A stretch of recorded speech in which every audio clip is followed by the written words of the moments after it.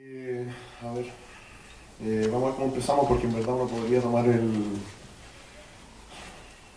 tema de muchas aristas y muchos puntos de vista. Podría contarlo como una narrativa, donde le cuento los hechos día por día.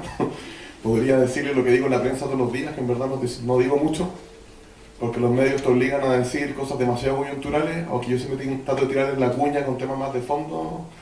A veces lo ponen, a veces no lo ponen. Y también preocupados del sensacionalismo típico de esto. A mí me ha molestado mucho que me pongan a mí como líder de los eventuales, porque en verdad yo soy un trabajador más. Si mis compañeros me han elegido para ser vocero, también me pueden sacar, y siempre estoy sujeto a esa fiscalización. Entonces, en general me molesta un poco eso, como que traten de ponerlo como un rostro los medios a una movilización que en verdad es popular y que de verdad es de los trabajadores, que es un movimiento genuino. Y no me gusta ese tratamiento que hacen los medios, en verdad. De hecho, han hecho un montón de entrevistas mías, pseudo entrevistas o referencias o perfiles, que solo han sido googleos de mi persona en la red. Ni siquiera una entrevista genuina. Y una que hubo, la tercera, fue bastante ridícula, en verdad. Entonces, en general me siento casi violado por los medios, muchas veces. Lo voy a decir así.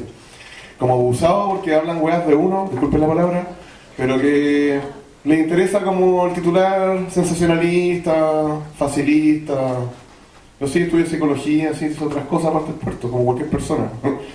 Entonces, en general, es bastante incómodo tratar con los medios de esa forma. Yo entiendo que son trabajadores igual que uno y que les baja una línea editorial y tienen un editor que les dice qué hacer y qué no hacer. Tampoco son dueños de lo que se hace. También entiendo que los medios son parte de los grupos económicos y le hablan a esos grupos económicos o al Estado. Entonces tampoco soy indiferente a eso. Por eso no lo juzgo tan fuertemente a los compañeros periodistas. Ahora, ¿cómo lo quiero enfocar un poco el tema? Como les digo, siempre en la coyuntura de los medios uno dice: ¿qué te dijo la empresa? Sí, me dijo esto. ¿Y qué dicen ustedes? Dicen esto. ¿Y qué van a hacer mañana? ¿Qué van a hacer hoy día? ¿Van a parar hoy día? ¿Van a parar los fuegos artificiales? ¿Vamos a tener Navidad o Año Nuevo en Valparaíso? Quiero salir un poco de eso, para hablar un poco de temas más de fondo, ¿ya? Entonces, yo creo que, como ha dicho Camilo, lo que dijo el Frank, también lo que dijo un poco el Pablo, si uno analiza la historia del movimiento portuario, ya lo decía el Camilo, desde 1916 hasta la fecha, lo que se ve en los puertos, y que es síntoma de un movimiento más profundo del movimiento trabajador a nivel general, es una batalla por el control del trabajo. Y esa batalla por el control del trabajo también implica el control de la vida misma, es decir, de la lucha de clase. Es decir, tenemos grupo contra otro grupo, y eso, como decía Marx, ha sido el motor de la historia durante varios años. Por más que la historia social contemporánea y una serie de movimientos sociales como que tratan de tirar la lucha de clase debajo de la mesa, yo creo que lo que ha logrado el movimiento portuario en estos momentos es decir que la lucha de clase está más vigente que nunca. Y eso no es porque se le ocurra a un teórico en Alemania, sino porque es la constatación de un hecho histórico. Y eso lo quiero dejar claro. Por otro lado, yo creo que es importante dar agradecimiento a los compañeros acá de los estudiantes de la Universidad del Paraíso, de la Facultad tanto de Humanidades como de Derecho, que se fueron a toma, solidaridad con nosotros, estuvieron movilizándose, también los estudiantes de la UPLA, recibimos la solidaridad de la Unión Minera de Chile, vinieron hartos dirigentes mineros del norte, también de la Unión Portuaria de Chile, de la CUT de Valparaíso, de las Santas Clasistas, de SITRAC, sindicatos del retail, sindicatos de universidades. También recibimos harta ayuda de internacional, del Consejo Internacional de Investigadores. En general, varias gente que se me olvida. Pero lo que quiero decir con esto es que nosotros no estuvimos siempre solos. También recibimos harta solidaridad tanto de organizaciones de trabajadores, de estudiantes, como organizaciones ciudadanas, también de la Alcaldía del Paraíso, etc. Era bastante ridículo ver, por ejemplo, como la Cecilia Pérez decía que para que se resolviera el conflicto portuario en Valparaíso tenía que renunciar Jorge Charpa. Eso era bastante ridículo, en verdad. O también era bastante ridículo como el gobernador y el intendente nos trataron de hacer un montaje, que ya presentamos la querella al Instituto de Derecho Humano por homicidio frustrado con un destornillador a carabineros de fuerzas especiales. También es bastante ridículo eso. Entonces, dejando esas cosas de contexto, mira, yo creo que es importante que se entiendan algunas cosas. Para empezar, no sé si tengo que profundizar o no qué es la eventualidad, pero para que les quede claro, la eventualidad implica un modelo de relaciones laborales que está estipulado en el artículo 134 o 142 del Código del Trabajo, en la cual establece que nosotros nos contratan al inicio del turno y nos despiden y finiquitan al término del turno. Eso se regula bajo dos modalidades: con convenios de provisión de puestos de trabajo, que implica que uno tiene convenios con la empresa, que básicamente asegura que uno va a ser nombrado a trabajar. Y por otra parte hay eventuales puros que no tienen un convenio de provisión de puestos de trabajo. Ese convenio de provisión de puestos de trabajo puede asegurar o no un sueldo mínimo. Por ejemplo, si yo hago 7 turnos, 6 turnos, no alcanzo sobre el sueldo mínimo, la empresa me tiene que completar eso. Pero tampoco implica que yo tenga derecho a indemnización por años de servicio, ni tenga ni pre ni postnatal. Tampoco implica que mis compañeros tengan fuera maternal. Tampoco implica que tenga vacaciones, una serie de cosas. Por otra parte, el modelo de la eventualidad existe por la dinámica del comercio exterior, es decir, los puertos se mueven por la oferta y la demanda, es decir, cuáles son los productos que entran al país en tales zonas y cuáles son los que salen en estas zonas. Y eso justifica la eventualidad en general, la dinámica de la libre competencia en el comercio exterior. Por otra parte, yo creo que es importante entender que existen 3 tipos de puertos: puertos de públicos de uso público, por ejemplo Valparaíso, San Antonio, San Vicente y otros más, que son puertos licitados bajo concesiones, bajo la ley 19.542 con FREI. Ahora es un modelo de concesiones que se ocupan todos, o sea, las carreteras, los hospitales, en la educación, en las cárceles. No es algo que solo se aplique en los puertos. En el fondo, lo que se aplica en los puertos, el modelo de concesión tiene que ver con cómo se implementa el modelo neoliberal aplicado en los puertos. Ahora, lo que hace esto es que el Estado básicamente, con estos contratos de concesión, que prácticamente de manos cruzadas para poder intervenir en los puertos, porque se apela que es una relación entre privados, y estos privados seríamos nosotros los trabajadores y el concesionario, y el Estado solamente fiscaliza el contrato de concesión, su cumplimiento y las condiciones de seguridad, y cobra los impuestos que el Estado hace mediante la concesión. Ahora el modelo de concesiones no es algo tan nuevo, es algo antiguo. Cuando se licitó el Espigón en 1912 en Valparaíso, se concesionó por 30 años a capitales ingleses, y con eso se construyó el Espigón. Es decir, por más de 1912, podríamos decir hasta 1942, tuvo en manos los ingleses el Espigón en Valparaíso. Entonces tampoco es algo que no haya existido antes. Por otra parte, existen pueblos privados de uso público como Puerto Ventana, no está Gener, está la termoeléctrica que tira energía eléctrica a Santiago y saca concentrado cobre. Y por otra parte hay puertos privados de uso privado como el puerto de Farca, el puerto de Los Vilos, que está de Luxich, de la minera de los Pelambres, etc. Eso como para contextualizar un poquito. Ahora, por otra parte, nosotros, hablando un poco ya de lo contingente, hay que entender algunas cosas respecto al paro. En Valparaíso no había una paralización alrededor de 18 años de esta envergadura, es decir, desde la licitación del 2000. En esa otra movilización que hubo importante fue la del año 2014, en el contexto de la ley corta portuaria, la ley 20.773, donde los trabajadores de Ultraport, no, fue en 2013, fue como la transición. Por un lado los trabajadores de Ultraport y los eventuales que están en el Espigón, antes que fuera licitado por TCEVAL, se plegaron a la movilización nacional durante 5 días. Eso nunca lo reconoce TPS, y los dirigentes como Baeza y otros tampoco lo reconocen. Pero fue una movilización importante. De hecho, la Unión Portuaria de Chile solidarizó con esos trabajadores y ocurrieron cosas bastante importantes, independiente de las represalias que hubo después. Después, la movilización de nosotros surge el 16 de noviembre de este año. Hay que entenderlo por un lado que es un movimiento que surge desde las bases. Yo soy dirigente del sindicato Hostigadores. Sin embargo, como dirigente, apoyé el paro desde el primer día. Yo ya sabía que el paro venía, independiente que no lo podía decir públicamente. Y nosotros llevamos negociando con las dos empresas, por un lado con TPS Ultraport y TCEVAL o peor. Veníamos negociando a tanto rato. Los temas medulares, por un lado, eran las condiciones de trabajo. La potencia, que murió atropellado por una RTG. Esas grúas que ustedes ven que son como corchetes grandes azul que se mueven por los patios de TPS. TPS le había desconectado el sensor de movimiento, porque de acuerdo a la teoría de la empresa era que está tan atochado de contenedores y tienen tan poco espacio que se podía parar la grúa.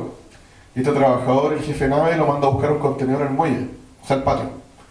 Y él empieza a buscar el contenedor, como no sé si han visto, pero uno anda así con unos listados, como mirándolo uno por uno cuando se te pierden. Y en eso la RTG pasó, lo atropelló. Y él lo mató. La empresa levantó la tesis de una depresión y suicidio casi. De hecho, fue bastante polémico. Nosotros tratamos de decir hartas cosas a los medios y nos apretaron de parte de la empresa, también de algunos sindicatos. Fue bastante indigno, pero tratamos de hacer algo, lo medida que podíamos. También se murió otro caballero, expulsado en un tracto camión. Nos chocaron por detrás, se activó una parte de un seguro de eyección, la cabina se echó para adelante, se abrió el vidrio, se atropelló por el mismo camión. Y también allá decían, eso pasa porque no ocupan cinturón de seguridad y casco dentro de la cabina. Pero nunca van a los temas de fondo. La concesión de TPS ha tenido 6 accidentes fatales desde que se licitó. En Tecebal tuvimos uno de un chofer, pero se le cortó el pie. Le cayeron unos tubos de alto tonelaje. Como no andaba con zapatos de seguridad, le echaron la culpa. Un zapato de seguridad imposible que resista 8 toneladas o 10 toneladas. Entonces nosotros, esas son las cosas que nos pasan y por eso estamos discutiendo el tema de las dotaciones de cuadrilla con la empresa, que piden los trabajadores necesarios para poder trabajar. A eso nos referimos con condiciones de trabajo, condiciones laborales. Cuando nosotros decimos en los medios que queremos una mesa para discutir condiciones de trabajo, a todos esos temas nos referimos. Las funciones, las capacitaciones, etc. Entonces, porque muchas veces en TPS, en los buques para trinca piden menos gente de la necesaria, te sobreexplotan. Y ahí como que se lavan un poco las manos. La empresa dice, la estadística es esto, bueno, contrastémosla con nuestra estadística. No te dan la oportunidad porque ellos tienen el monopolio de la información. Y por lo tanto nuestro desorden también sindical que nos cuesta llevar, no tenemos sociólogos ni investigadores, somos trabajadores, nos cuesta sistematizar la información, que sería lo ideal. Nos cuesta competir con la empresa en esas estadísticas y en la cantidad de turnos. Entonces, por un lado íbamos discutiendo esto en las condiciones de trabajo harto rato. Y por otro lado veíamos que la empresa invertía en grúas, en pórticos, se extendían 120 metros. Tecebal había ganado la resolución de calificación ambiental para poder construir. Y veíamos que también no habían prometido bonos o pagos, dado que había bajado durante 2 años mucho el modelo de trabajo. Porque, a ver, ¿qué me refiero con esto? Nosotros cuando tenemos pic de pega, en la temporada de la fruta, entre comillas, que cada día dura menos, sale la misma fruta pero en volúmenes con más contenedores, por lo tanto se echa menos fruta a granel o en bodega. Contratan mucha gente, se les genera una falsa expectativa a muchos jóvenes del liceo, de la escuela tripulante, del marítimo, o mucha gente que hace estos cursos del carnet rojo, meten gente, pero después en el año no tenéis tanta pega, pero quedan de planta. No tenemos un control del trabajo. Por ejemplo, acá los sindicatos de San Vicente, que están acá, tienen listas, suplentes, preferenciales, pincheros, y eso hace que el sindicato tenga un control mayor. Por otro lado, es como que ustedes, si son profesores o periodistas, o cualquier trabajo, sus 40 horas semanales, sus 20 horas semanales, las reparten entre más trabajadores. Cuando hay pic de trabajo, imagínense que llegan 2000 estudiantes de improviso, y tienen que hacer más clases, pero después en el año baja. Ya, lo mismo nos pasa a nosotros. A veces nos acusan de mafiosos, pero tiene que básicamente ver con que tenemos que controlar nuestro trabajo para poder controlar el salario. No es que queramos asegurarnos. Cualquier persona yo creo que defendería eso. Entonces, después la empresa nos deja de manera permanente y por lo tanto genera la sensación de tener un ejército de reserva. Este ejército de reserva dice, bueno, tú eres eventual, te podemos dejar de nombrar en cualquier momento. Total, tenemos más que pueden trabajar por ti. Y básicamente con la falsa expectativa de entregar turnos de trabajo, o sea, carnet rojo, que las UTEC lo hacen de manera indiscriminada sin ningún control y apelan a la libertad de enseñanza, que le hemos discutido al gobierno varias veces. Por otra parte, tiene que ver que después empezaron a contratar mucha gente sin ningún control.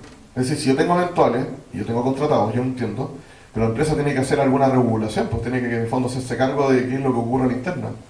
Y ahí no había ninguna autocrítica de lo que ocurre, porque ellos en su potestad de ser la mandante podían hacer lo que querían. Entonces, todas estas conversaciones con la empresa no llegaron a ningún lado. Y bajo este paradigma de la paz social, que sustentaba sobre todo Sergio Baeza de la Contraporte, hicieron reventar esto. El paraíso era una olla de presión. Durante mucho tiempo los trabajadores que se rebelaban, incluyéndome a mí, yo estuve 1 año sin pega en el puerto. Eran despedidos, de manera extraña. Te dejan de nombrar nomás y no te dicen el por qué. Entonces hay que entender ese contexto. Esto fue un movimiento de rebelión de las bases frente a la conducción, una conducción que podríamos llamar, no sé si amarilla es la palabra, pero una conducción impopular por las bases. Por otra parte, esto expresa también un agotamiento del modelo de relaciones laborales existente, es decir, la eventualidad, la precariedad. Entonces tenemos esos dos factores. Todo esto dentro de un contexto general, que es el plan laboral. Que en resumen yo creo que tiene como 4 almas este plan laboral. La negociación descentralizada a nivel de empresa, el reemplazo a trabajadores en huelga. En Chile la huelga no es un derecho ratificado. Cuando TPS decía que era una huelga ilegal, efectivamente era una huelga ilegal. Cuando la Campor decía una huelga legal, efectivamente era una huelga ilegal. Porque el derecho en Chile no está consagrado el derecho a huelga, así que es ridículo que nos digan eso. Sobre todo si somos trabajadores eventuales y que no tenemos derecho a negociar de manera colectiva. El punto es que la legalidad no resuelve el problema. Cuando Camport nos dice en los puertos del país se cumple la normativa laboral vigente, sí, se cumple la normativa laboral vigente. El punto es que esa normativa laboral es insuficiente. Es como el problema de Quintero Ventana. Las empresas decían que cumplían la normativa vigente, sin embargo tenían más de 1000 intoxicados. Entonces, es una normativa, es un problema social que no puede ser abordado desde el punto de vista de la legalidad. Eso es ridículo. Y me encanta decir esa palabra para ratificarlo. Por otra parte, bueno, el tema de la libertad sindical y el paralelismo organizacional. Y por otra parte, la despolitización sindical. Yo creo que esos 4 elementos del plan laboral expresan un agotamiento del modelo de relaciones laborales existente, por otro lado que se expresa en el problema que tenemos en el puerto, tanto en Valparaíso como a nivel nacional. Muchas veces trataron de decirnos que era un problema local, como una forma de aislarnos mediáticamente. Sin embargo, un problema que existe a nivel nacional. Por un lado, no hubiéramos tenido la solidaridad que tuvimos de los otros puertos y tienen que recordar las huelgas largas que tuvimos en los puertos de San Antonio, en el Biobío, en el norte, etc. Lo que pasa es que ellos resolvieron sus problemas con la mandante, con los concesionarios antes que nosotros. Eso es el tema de fondo. Por otra parte, yo creo que muy pronto va a sacar dividendos o conclusiones, pero por un lado esto es un proceso que aún sigue abierto y seguimos en alerta, ya que tenemos problemas como particulares. Por un lado, que 36 compañeros que estaban con licencia médica no les pagaron ningún beneficio. Les tuvimos que hacer una colecta nosotros para que pasara la Navidad. Como solo alcanzamos a darle a 23 trabajadores 200.000 pesos. No nos dio para darle algo a tantos. Y hoy en día son 36 trabajadores que presentaron licencias médicas, trabajadores que están congelados. La figura del congelado, como del Marcelo Cachureo, es como: usted está congelado. Entonces, ¿por qué no puedo trabajar? No, es que está congelado. Entonces me echó, me despidió. No, está congelado. Entonces como que te tienen en el refrigerador un tiempo y tú no sabes cuándo te van a descongelar. Eso es lo que dicen. En verdad no estamos despedidos, pero la empresa, para evitarse las demandas, dice que estamos congelados. Es una basofia. Por otra parte, a nivel general yo creo que igual logramos instalar la necesidad de una legislación portuaria en el marco de un nuevo modelo de relaciones laborales. Para nosotros eso es súper importante. Haber puesto en la mesa el problema de la precariedad del trabajo en los puertos, pero también a nivel nacional. ¿Cómo se explica, por ejemplo, que teníamos un sindicato en Los Ángeles de una empresa en Cecinas que se llama Fanda, que lleva 45 días de huelga legal y todavía no pasa nada? Claro, no tienen una capacidad estratégica para realizar la economía, son una empresa asesina, pero llegan en huelga legal sin 45 días. No es muy distinto a nosotros. Les van a decir que un conflicto entre privados, que el Estado no se puede meter, que no puede hacer mucho, etc. Por otra parte, creo que en el conflicto igual se expresaron todas las formas de lucha. Por un lado, yo creo que volvimos a instalar la necesidad, una forma histórica o un método de lucha histórico que ha tenido todo el movimiento obrero durante más de 200 años, que es la acción directa. Y esa acción directa, por otro lado, implica la importancia de la lucha callejera y la violencia política de masa cuando es ejercida por sectores del pueblo y por trabajadores. Nunca nuestra violencia va a poder ser igual a la violencia del Estado ni a la violencia de los grupos económicos. Nunca va a ser proporcional. Y eso yo creo que la hace legítima. Por otra parte, también es una expresión de la marginalidad en la cual nosotros nos encontramos. Los grupos económicos tienen las leyes a su favor, tienen los medios de prensa a su favor, tienen una serie de actores a su favor. Mientras nosotros nos hicimos barricadas durante 3 semanas, era solo un conflicto que pasaba por el barrio Puerto. La única forma de involucrar a toda la ciudad en el conflicto fue cortando las calles y fue a través de las jornadas de protesta que tuvimos. Y eso tienen también que entenderlo. Nunca nosotros le invalidamos. Por otra parte, también tiene que ver con la importancia de la organización de base. También se dieron fenómenos de que la dirigencia formal fue sobrepasada, se dieron procesos de democracia directa, de voceros rotativos, se dieron que eso nunca le gustó al empresariado y nunca le gustó al intendente. Tuvimos que hacerle una carta donde decía: estos son los sindicatos que estamos movilizados, estos son los dirigentes, estos son nuestros delegados. Esa artimaña lo ocupó siempre FONAPES para no sentarse en la mesa con nosotros, diciendo que no podía sentarse con gente que no fuera legitimada legalmente. Es una estupidez. En el fondo uno puede ser dirigente, pero puede no tener la conducción. Son cosas distintas tener la conducción de un movimiento y ser una contraparte validada por las bases, a tener un cargo formal de dirigente. Sergio Baeza lo citaron las primeras semanas del paro y no se apareció en el puerto ninguno. No lo hemos visto en nada.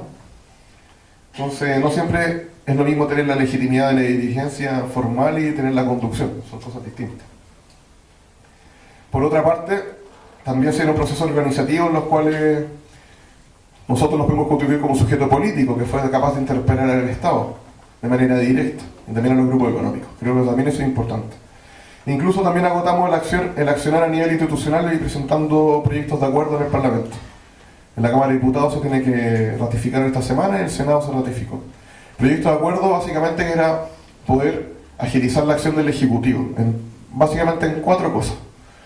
Una, la continuidad de la ley 20.773 en el punto 4, que implicaba que a los exportadores sigan descontando el 0,02 dólares o un poco más para un fondo de modernización portuaria, que era como un fondo de emergencia, básicamente por la insuficiencia de la legislación laboral vigente.